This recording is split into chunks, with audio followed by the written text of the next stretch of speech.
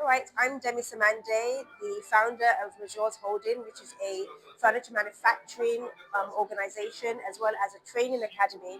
And it's actually my debut collection as a designer coming out in the open. I've been designing over the years through my manufacturing setup, but it's the very first time that I've actually exhibited my own designs in Nigeria. We're pretty much just taken inspiration from my experience of Nigeria in the last 8 years. As somebody who was always like on the outside, who is now on the inside, experiencing Nigeria. Our pieces, we're exhibiting the Dandan chair, which you see right next to me here, which is actually my favorite piece out of the entire collection and the feature piece for me. We have the Arelu table and desk, which is, a real testament to the power of just woodwork in our industry. And then we have the Abubaku chair, which is a really nice piece just behind you there, sort of like a nice relaxational piece.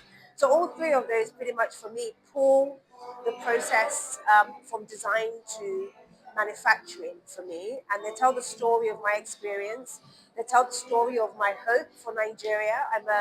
I'm a debut author. I've just written my debut book on In Her Hands, the title In Her Hands, sort of shaping the future of manufacturing in Africa.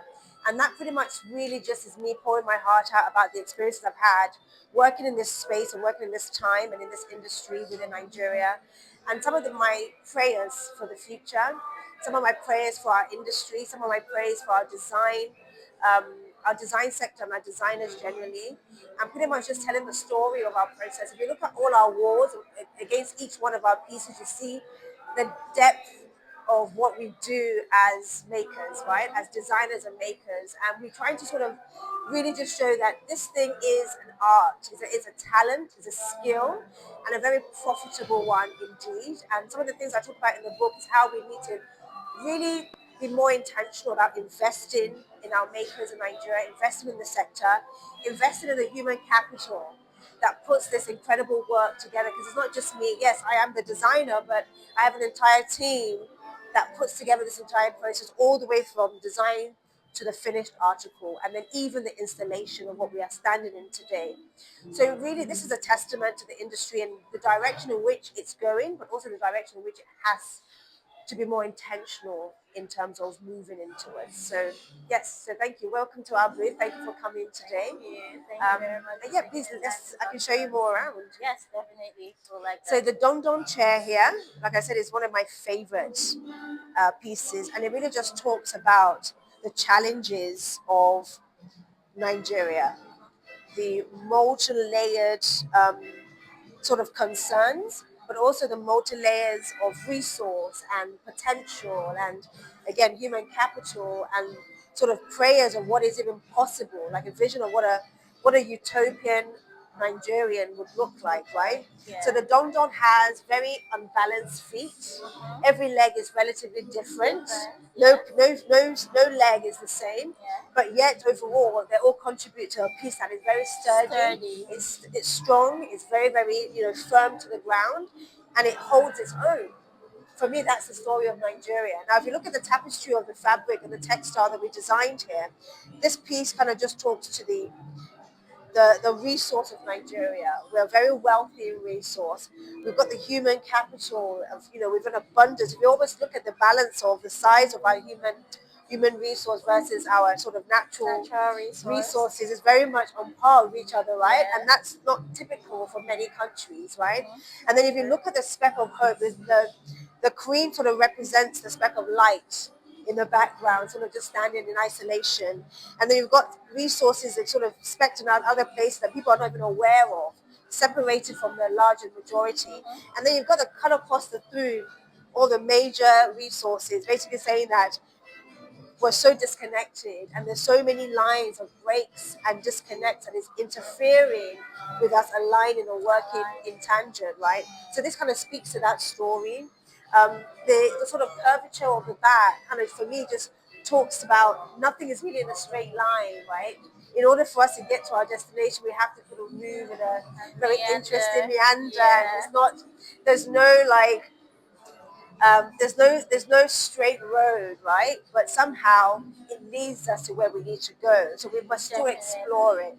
And then the till for me kind of just speaks to the sort of the natural sort of colors and the vibe, the vibrancy of the land, but also very much in the sort of tones of the greenery of the land.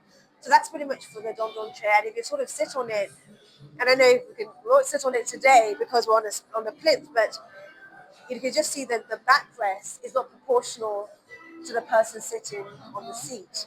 That talks about the lack of support that we have as an industry, as a people, but yet our firmness to the ground. We have each other, but we need to work on some of the incomplete components of the piece. So that's pretty much what Dandan's about. It really just talks about the sort of, the perseverance that we have as a people and our need to sort of tap into that a little bit more.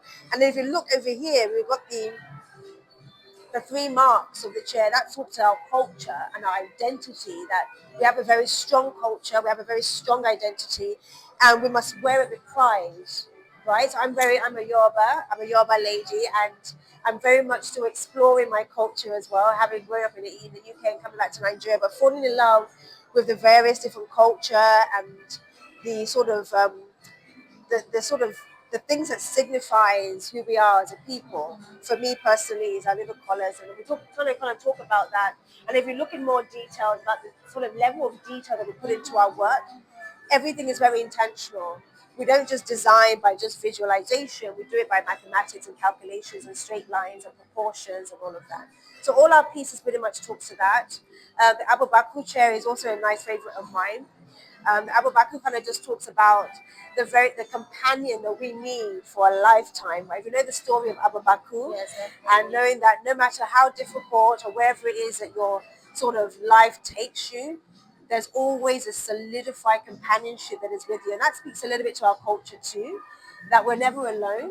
And if you look at the Nigerians and the Africans who live in the diaspora, the one thing that they always talk about is that as soon as they get there, the first thing they notice is that that unity of family and culture and togetherness is always a little bit broken and fragmented for them. So this talks about the unity that we have. And the unity that we need to bring and embrace a little bit more into everything that we're doing. So that's what Abu Bakr is, just knowing that you have a firm friend to rest on whenever you had a very long day, whatever it is that you're doing. And again, the template and the production processes, this is the template that is taken from this solid wood base. So this is again talking about our culture. This is Nigerian wood, and it's all hand dented. And if you look at the back of the Dandan chair, it has a strong neck support, which is the gold element of that piece. So this is our sort of creative, our art and our sculpture coming fusing with our design. And then if you look over here, Aurelio talks about the weight that we carry as a people. Um, Everywhere you look, you see the market women carrying sort of, and I've always wondered to myself, how on earth are they doing that? It doesn't even seem proportional to their body, right? But if you look at the Aurelio table, you can see that the weight it's balanced, but it's sort of, it's not central, right? So it's almost like, how are you doing that? But structurally, somehow it's working. So all three pieces talks about the disproportionateness of who we are as a people, but somehow they work as a function, right? So again, it's about the detail and then the lines from our cultural masks and the traditions of our cultures of various different tribes. And that's what the pattern and the wood speaks to as well. And if you look very closely on the donut, you see that the circle is not central, and you also see that the pattern is not symmetrical, but somehow they're all joined together. So if you look at it, we just talked about the base of the Aurelian table, just kind of is a representation of our firm foundation. The weight is off kill and completely off kilter, but our foundation is strong enough to hold it. So no matter what comes, we're built on a very strong foundation, and that kind of just talks to the power and the grace that we have. Because I believe Aurelia, as unbalanced as she is, she's a very graceful table, Indeed, right? she is. Very graceful. Indeed, she is. Well, this is amazing. So Amazing yes. body of work that we have here. And not just the finished product, but the stories behind them Yes. and how they really connect to us on a deeper level as people. And then the craftsmanship Craftsmanship that is has very its important, yes. wonderful I'm so glad level you of like it. detail and the thought process that has gone into all of this. It's outstanding. It's I'm glad you like amazing. it. I'm glad I you like really, it. I What is your really favorite? the favorite for me is that. The Don Yes, Don the chair. Dandan We chair. must do it by force. Don Don. Actually, I Is that how you love say it. it? How do you say? Are you Yoruba?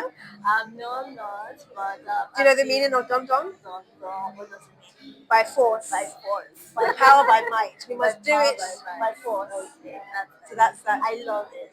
I I'm love glad. it. I'm very Yeah, glad. thank you. Before we let you go, speaking about the creativity and drawing to our heritage and all of that, it's all wonderful and beautiful. But then with the support that is necessary, and we have identified and it's evident in the Dandan chair, right?